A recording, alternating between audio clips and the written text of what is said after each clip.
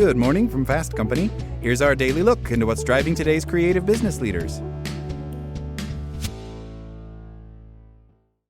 2024 was a tough year for progress on diversity, equity, and inclusion in the workplace.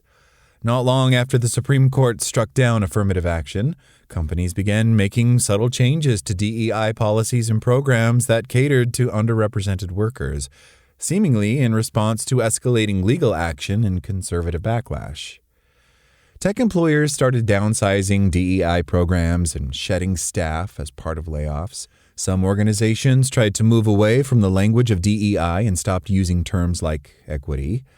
But last year, amid pressure from conservative activists like Robbie Starbuck, many companies, including major employers like Walmart, McDonald's, and Ford, took more drastic measures, disbanding employee resource groups, nixing representation goals, and ending participation in an annual index that measures workplace inclusion for LGBTQ+ employees. In the last week, Big Tech has also made more aggressive cuts to diversity programs, with Meta eliminating its DEI team altogether. Some companies like Costco have stood their ground despite public pressure, while Walmart is now facing pushback from investors for its reversal on DEI. Still, there's no doubt corporate America is scaling back its commitment to DEI, or at a minimum, rebranding the work to protect against legal liability. But if you're a leader who is truly invested in fostering a diverse workforce, you can still find ways to be a better advocate and ensure women, people of color, and other underrepresented groups advance in the workplace. Look at the data. Some employers have now eliminated representation goals for senior leadership, while others no longer consistently publish diversity reports.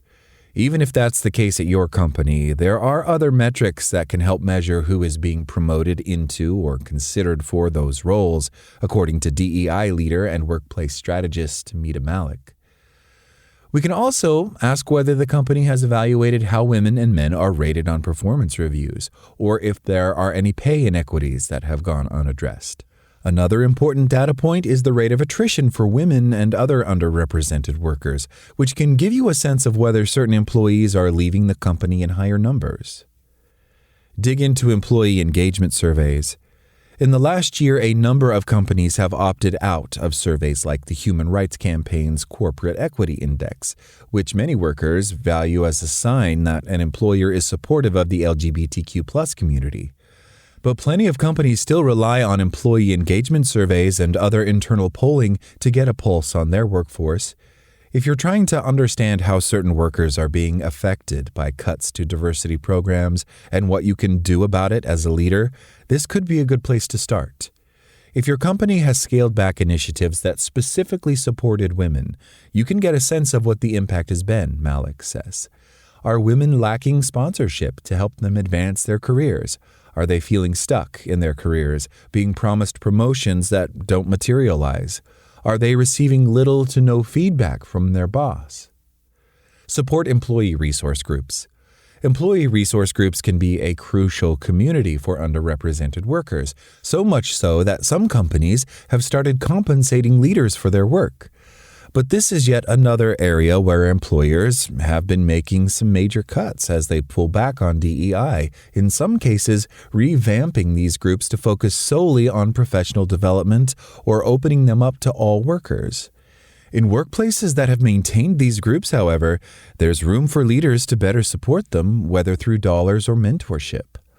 We need more men to step up and serve as an executive sponsor for women's resource groups, Malik writes. We need senior leaders to offer dollars from their own budgets to help support events when DEI budgets are being slashed. That's all today from Fast Company. Talk to you tomorrow.